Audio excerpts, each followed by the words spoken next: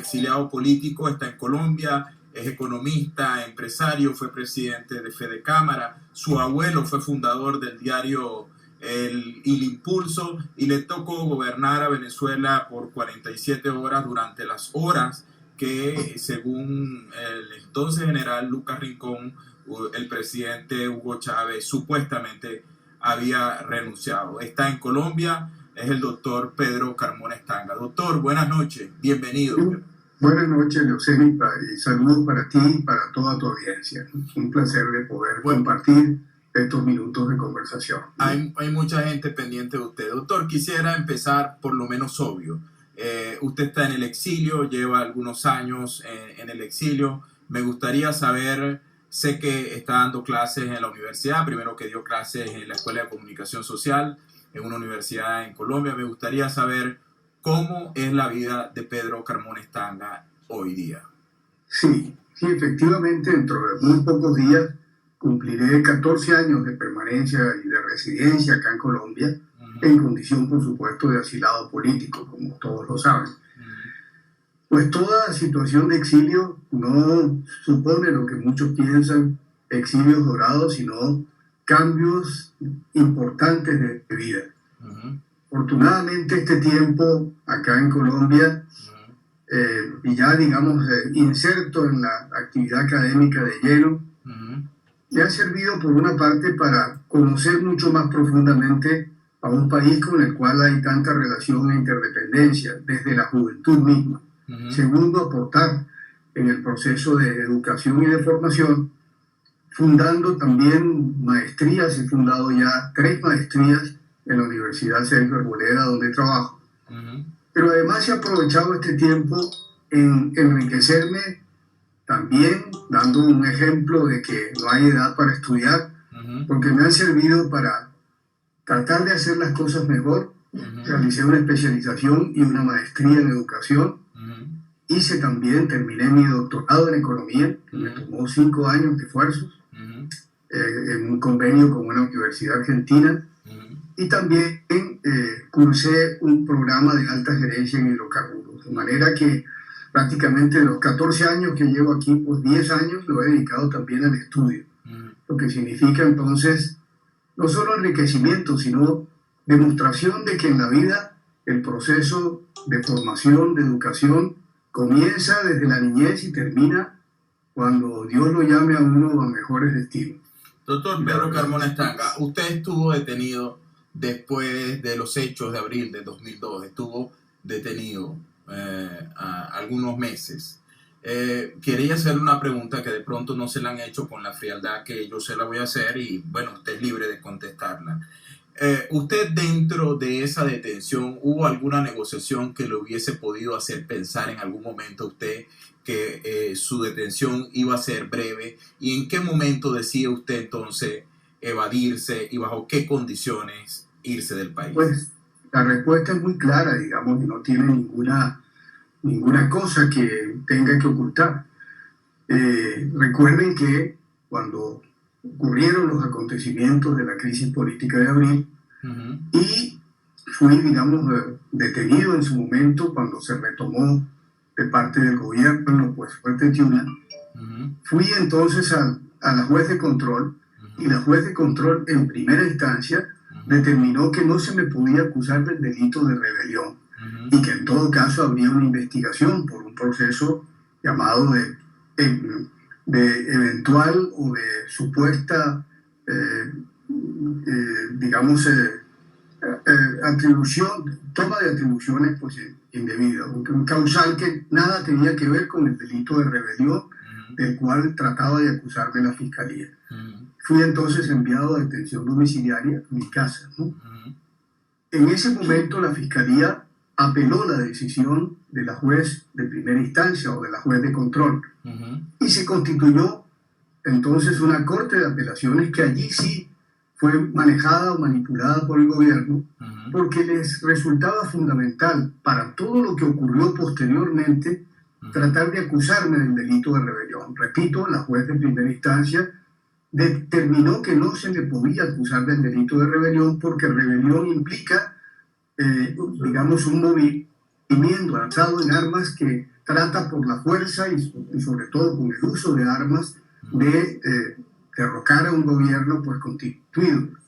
Y por supuesto lo primero que se determinó es que el 11 de abril no hubo un disparo, no hubo sino pues los hechos políticos conocidos, el derrumbamiento, las renuncias anunciadas, etcétera. Pero entonces el Tribunal de Apelaciones, que se tomó pues varias semanas en secreto de responder frente a la apelación que había hecho la Fiscalía, en ese momento entonces preparó una sentencia que era una sentencia sin juicio, sin derecho a al debido proceso y a la legítima defensa. Y eso fue lo que determinó la decisión mía de asilarme en la Embajada de Colombia y luego pues consumar el asilo territorial acá en este país. Doctor Pedro Carmona Estanga, en aquellos días de abril usted era una de las personas más prominentes del país, aparecía en todas las encuestas, todo el país lo aplaudía, los medios, e incluso antes de que se produjeran los hechos que sacaron al señor presidente entonces, Hugo Chávez, del poder, todo el mundo daba por el hecho de que en algún gobierno de transición usted sería el jefe de esa junta de transición. Lo cierto es que hay varias historias sobre el 11 de abril. La primera, la renuncia que anuncia el señor Lucas Rincón, y Carlos Ortega cuenta que usted estaba en una reunión en Venevisión con ellos y de pronto se fue supuestamente al hotel y después usted apareció con los militares y los militares lo nombraron presidente de esa junta de transisores. Le doy la oportunidad de explicarnos a los venezolanos y sobre todo a quienes dicen que en Venezuela hubo dos cosas, que hubo primero un vacío de poder y que después hubo un golpe de Estado. ¿Cuál es la tesis del doctor Estanga sobre eso? La tesis es también muy clara y muy definida y está muy recogida de manera textual, muy explícita en el libro que escribí en el año 2004, llamado Mi testimonio ante la historia. Primero, esto no fue una situación buscada. Si algo, cuando se produjo el vacío de poder, planteé al estamento militar que tenía en ese momento pues la definición de cuál podría ser la transición para una restitución democrática en el país.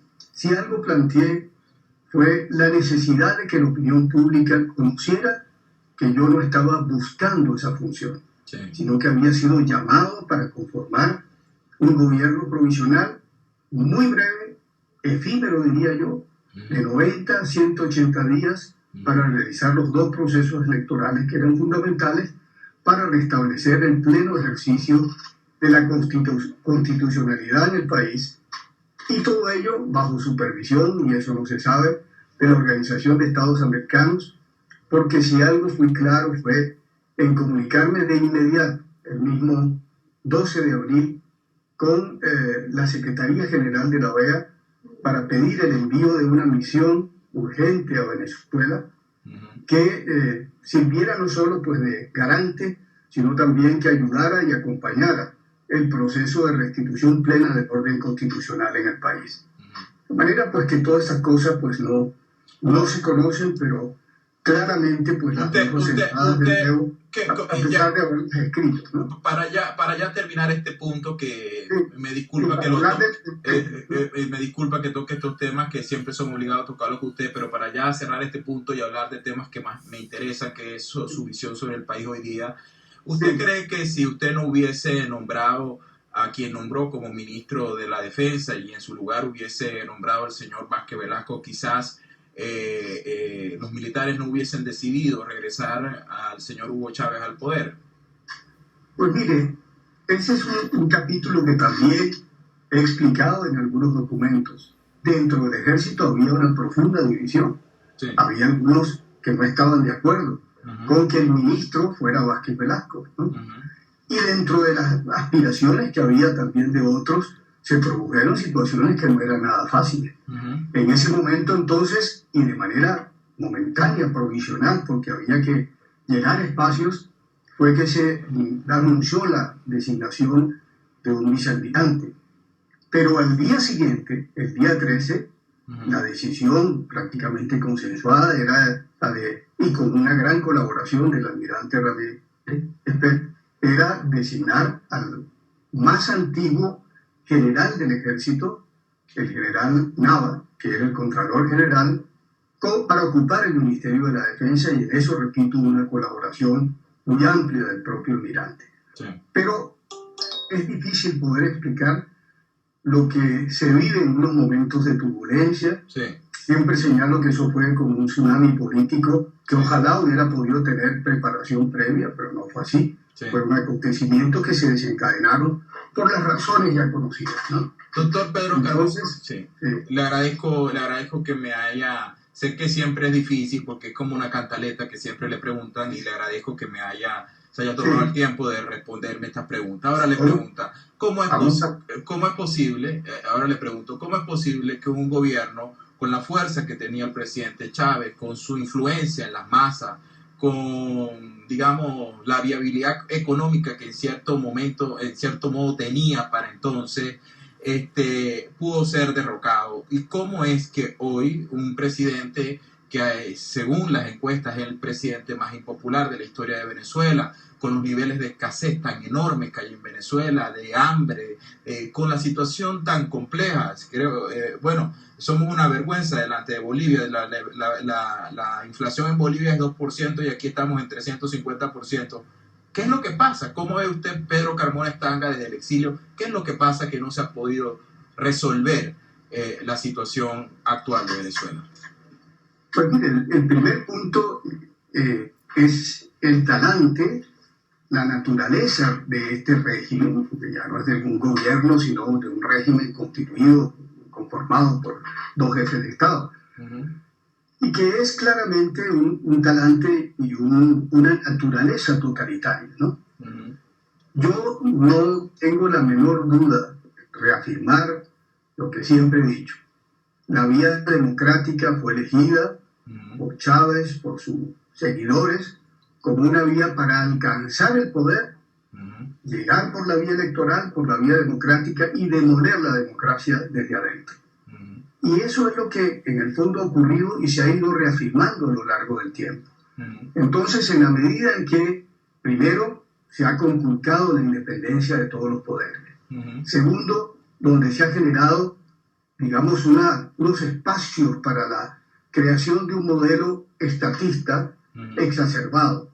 Estatismo omnipotente, omnipresente, intervencionista, sin sector privado, porque en la práctica, hay que decirlo, lo que se pretendió no solo con los procesos masivos de estatizaciones, sino también con la prescindencia, y yo diría hasta los acosos a la iniciativa privada que han conducido a la situación actual de desabastecimiento, de deterioro del aparato productivo, pues lo que se ha reafirmado es que precisamente no se cree en el régimen, en el modelo existente, en una coexistencia de un modelo mixto, fuerte, donde la actividad productiva pudiera prosperar y salir adelante, como un elemento que inclusive lo tenemos presente en modelos donde coexisten, por ejemplo, China y Vietnam, donde coexiste un país con dos sistemas. Eso ni siquiera se entendió en el modelo elegido por el régimen venezolano, y ha sido una constante, pues, el golpear a la iniciativa privada, el de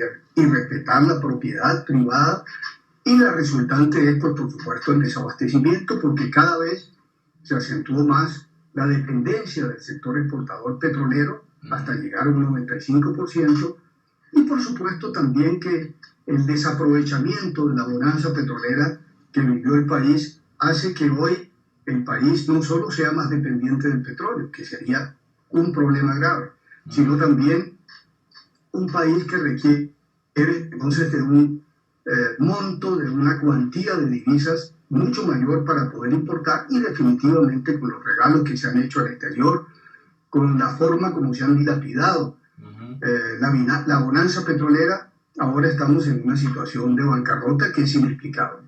Yo digo, Leoceni, que llevar a Venezuela a la ruina, a la bancarrota, es un caso que se va a estudiar a futuro como verdaderamente un caso de estudio de la historia.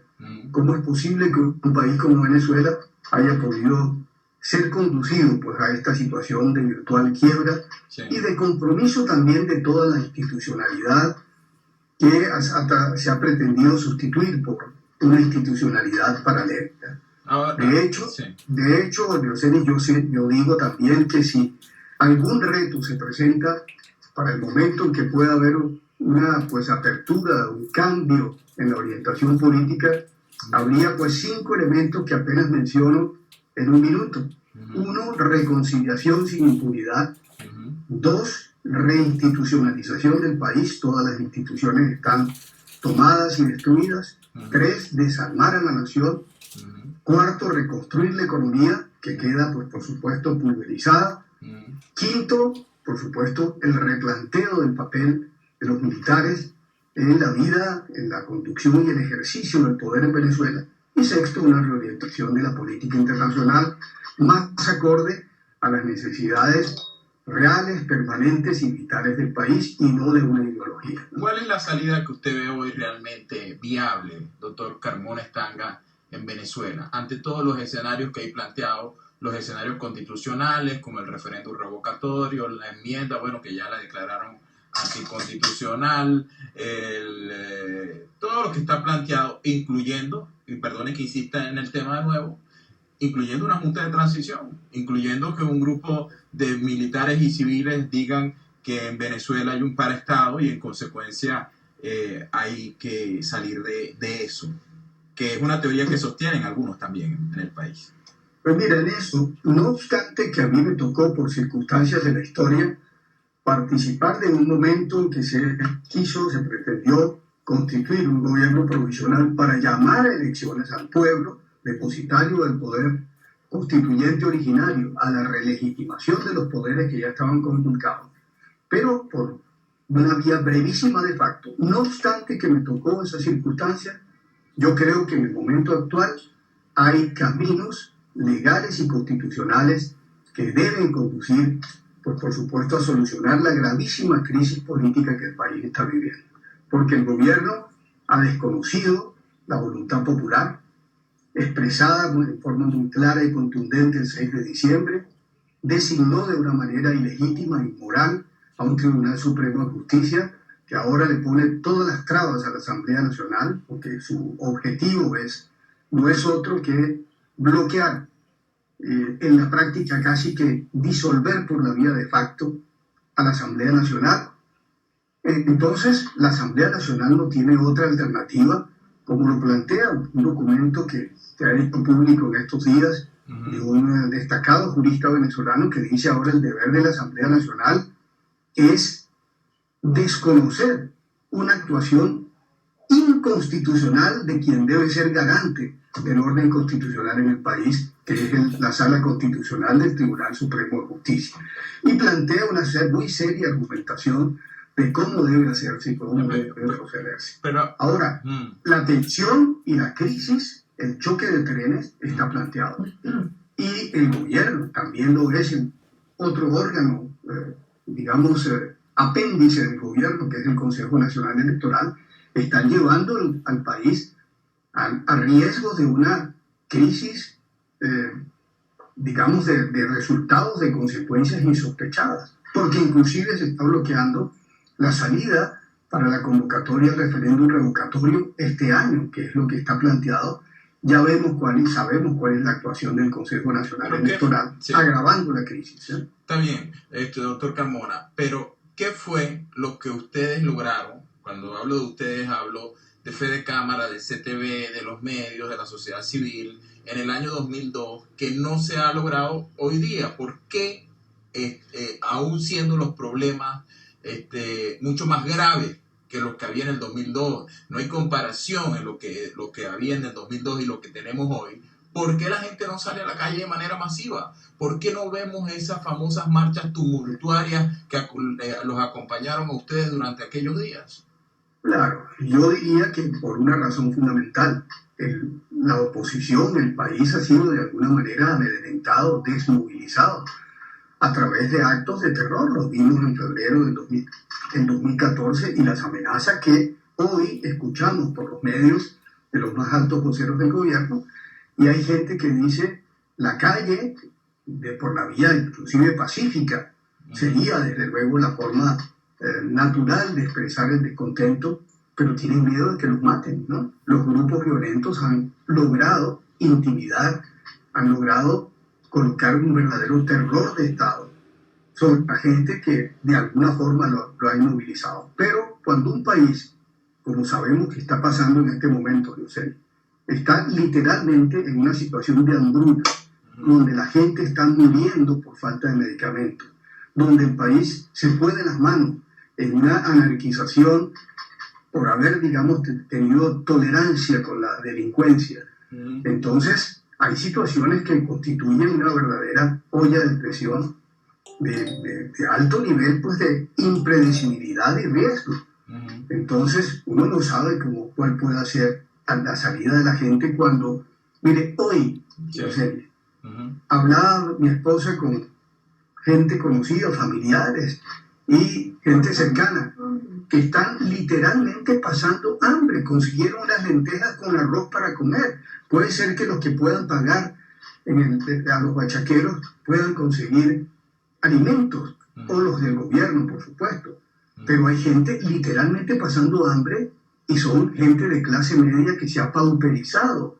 La clase media se ha nivelado hacia abajo, se ha pauperizado, porque el modelo no ha sido para justamente elevar a los pobres hacia arriba y sacarlos de la pobreza, sino también subyugarlos con el poder del gobierno, con el asistencialismo, con la distribución de algunos privilegios, pues a quienes se acojan, pues digamos, a algunas de las líneas y a las misiones, pues, que el gobierno ha establecido, ¿no? Entonces, muy grave cuando uno ve hambre. Hoy mi esposa, lo debo decir de aquí, lloró escuchando los testimonios de gente que le transmitía verdaderamente una situación de angustia por la carencia total de alimentos a quienes de clase media, a quienes no pueden comprarle a los bachaqueros. Y si usted tuviese que dar algunas recomendaciones para toda la gente que la está viendo, que por cierto está colapsado el Perico hoy, hay mucha gente, y les pido disculpas que hoy no voy a leer las preguntas, pero bueno, ya el doctor Carmona seguramente cuando se cuelgue en Facebook el programa los podrá leer. Si usted tuviera que darle algunas recomendaciones a los líderes de la oposición, de lo que usted, que estuvo en una situación tan determinante y que fue exitosa desde el punto de vista de movilización de masas y del objetivo político, aunque después, bueno, fue revertida porque se consideró que fue un golpe de Estado por algunos sectores, usted tuviese que darle algunas recomendaciones para enfrentar el actual régimen de gobierno, ¿cuáles serían? Pues la primera es a la propia Asamblea Nacional, en la cual, digamos, la población puso su confianza, le dio pues todas sus respaldo y atribuciones para ayudar a generar un cambio. La Asamblea Nacional tiene que hacer valer sus atribuciones, no digo que por las vías violentas, pero sí hacer valer sus atribuciones y por otra parte asegurarse de que esa ilegitimidad no termine acorralando o bloqueando o desconociendo la voluntad popular. Eso por un lado. En segundo lugar, si el gobierno insiste en simplemente continuar transitando, profundizando la vida totalitaria, hay también disposiciones constitucionales muy claras, no solo el artículo 350, etcétera, que tanto se ha hablado, pero que ha sido también mediatizado por la justicia, por los juristas del horror, como citando el caso pues el libro famoso pues de la situación de los alemanes, de Igor Müller. De Igor Müller, ¿no? Pero además hay unas posibilidades no solo de calle en forma pacífica, sino también, yo diría, hasta de desobediencia civil cuando se basa la actuación del gobierno en ilegitimidad demostrada, fehaciente. Entonces, es un derecho de los ciudadanos también transitar por un eventual camino de desobediencia civil si el gobierno se niega a toda alternativa de respeto de la voluntad popular. Y la calle, por supuesto, pacíficamente, aun cuando esté la población amedrentada, pues es siempre la alternativa fundamental a través de la cual puede canalizarse un sentido claro de protesta, que está expresado también, tú como periodista lo sabes, Leoceni, en todas las encuestas de opinión que se están realizando, ¿no? Sí. Ahora, vi una encuesta ayer donde se presentaba en estricta jerarquización las instituciones más desprestigiadas en Venezuela. Aparecía primero la Presidencia de la República, en segundo lugar el Tribunal Supremo de Justicia y en tercer lugar la Fuerza Armada Nacional. Creo que eso no era el mismo escenario del año 2002. Entonces, estando así las cosas, yo lo he sentido, por supuesto, usted está en el exilio y tiene que tener prudencia al hablar. ¿Usted no cree que el gran problema de la oposición es que está jugando democráticamente, a entender de algunos, con un gobierno que no es democrático, que es una dictadura de hecho? Es así. Lo que decía al principio, Eusenis, el camino democrático fue utilizado para llegar al poder y demoler la democracia desde adentro. Sin embargo, hoy no puedo, digamos, decir otra cosa, no solo por mi condición de asilado, sino pues por la prudencia también que debo declarar. Ya sabes que he sido pues también muy prudente en las declaraciones públicas. Y no obstante, pues concedí esta entrevista con mucho gusto por tu misma condición de perseguido político, ¿no? Pero digo que hay vías pacíficas y democráticas, pero firmes, con las que tiene que actuar la oposición. Obviamente que si el gobierno se niega y sigue estirando la cuerda, pues puede tener inmensos riesgos de que las salidas pueden ser impredecibles, que la olla de presión estalle. Y eso sí, pues no quiero entrar pues en los detalles de cómo puede ser una salida pues, de esa naturaleza, que no desearíamos, pero que no es imposible que ocurra si el gobierno sigue obcecado en, digamos, utilizar las vías totalitarias, las vías de hecho, y por supuesto el desconocimiento absoluto al Estado de Derecho y a la voluntad popular, ¿no? Ya para ir finalizando, doctor Pedro Carmona Estanga, ¿qué es lo que viene? ¿Qué es lo que hay que hacer el día después? ¿Qué es lo que hay que hacer? ¿Cuáles son las medidas económicas que hay que tomar en Venezuela? ¿Hay que aplicar un plan como el que aplicó Margaret Thatcher en el Reino Unido? ¿Hay que aplicar un régimen feroz como el que aplicó con los Chicago Boys el presidente Pinochet en Chile? ¿Qué es lo que hay que hacer el día después que el chavismo no está en el poder? Lo primero es que tiene que haber, por supuesto, una confluencia de voluntades para que el país pueda iniciar un proceso de restitución de la democracia, del régimen de libertades y de reacomodo de la economía. Sí. Mucho de la crisis del gobierno, que atraviesa el gobierno, ha sido por un pésimo manejo del tema económico. La política cambiaria, que ya conocemos y lo vamos a detallar, la hiperinflación derivada del hecho de que el Banco Central esté emitiendo inorgánicamente recursos para financiar el gasto público, castigando de una manera brutal a la población, pero también restituyendo espacios para la iniciativa privada, para la inversión privada.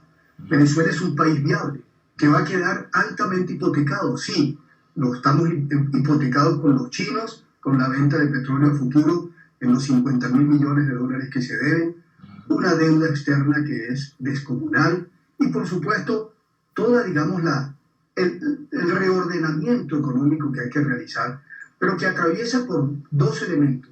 Uno, una política cambiaria diferente. Dos, una política antiinflacionaria que comienza por restituir una cierta autonomía del Banco Central y por supuesto de prohibirle, como lo pretendió la Asamblea Nacional, que siga generando la espiral inflacionaria que está castigando tan duramente al país. Y luego, repito, los elementos de confianza que pueden volver hacia la inversión, hacia el reordenamiento de PDVSA, como que ha sido en el fondo la gallina de los huevos de oro, politizada, destruida, pues como está, ineficaz, sin capacidad de inversión, sino de suministrar como una vaca lechera, pues recursos que ya, por supuesto, son exiguos para alimentar el gasto público. Entonces, en economía hay todo un plan que hay que ordenar, pero sobre todo ahora esto está de la mano de la parte política, donde es imperativo restituir la independencia de los poderes públicos, es imperativo que haya un respeto a las reglas del juego, digamos, que establece la propia Constitución del 99. Nadie está planteando en este momento una sustitución de la Constitución del 99, aun cuando en el futuro pudiera haber una Asamblea Nacional Constituyente.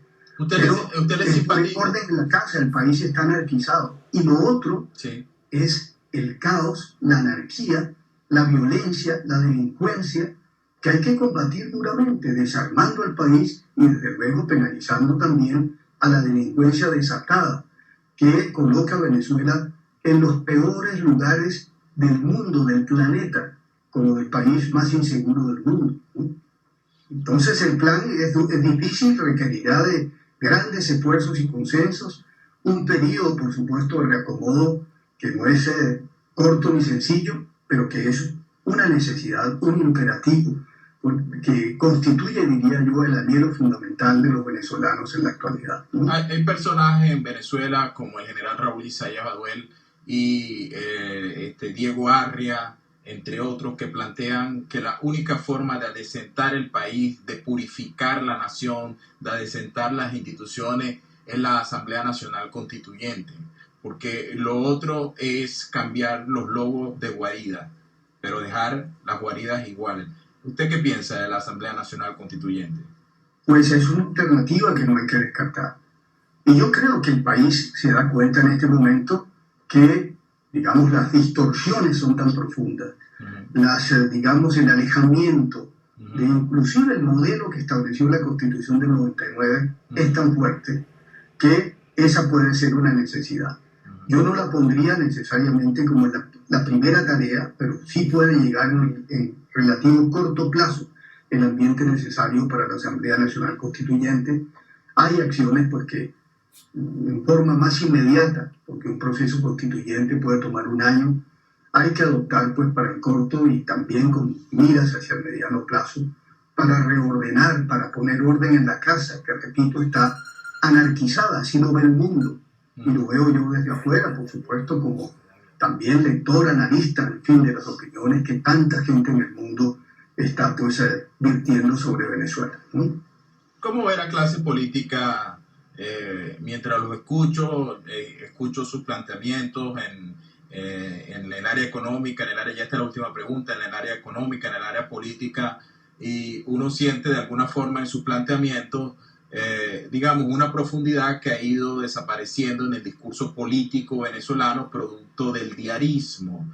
Se escuchan muchas consignas, pero no hay propuesta de país. Entonces, a veces se siente, sobre todo como espectador, de que hay consignas, pero que no hay un plan de país hacia dónde hay que ir realmente, y que lo que se ofrece es salir al chavismo por salir, lo cual en mi criterio, perdone que meta una opinión personal en una entrevista, es mucho peor el remedio que la enfermedad.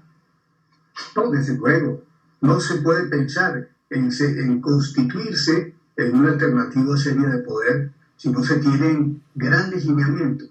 En la propia oposición tiene que haber acuerdos en lo fundamental.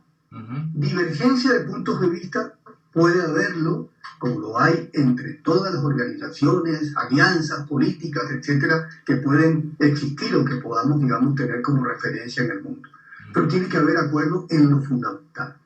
Así lo decía, por cierto, un político colombiano muy conocido, Álvaro Gómez Hurtado, que decía, tenemos que entendernos en lo fundamental, los colombianos, decía. Entonces, ocurre lo mismo en este momento. ¿Cómo ir definiendo cuáles son las líneas fundamentales? Yo creo que en el fondo hay cosas que están perfectamente identificadas y diagnosticadas. ¿De dónde están? Yo te dije de Oceanización hace unos minutos, en tan solo poquísimas palabras, lo que yo, modestamente, viendo cosas desde la distancia, porque no tengo un activismo político, lo que considero que sería lo fundamental en, digamos, un plan de gobierno que pudiera asumir un gobierno de cambio democrático, ¿no? Pero también creo mucho en el papel de los jóvenes.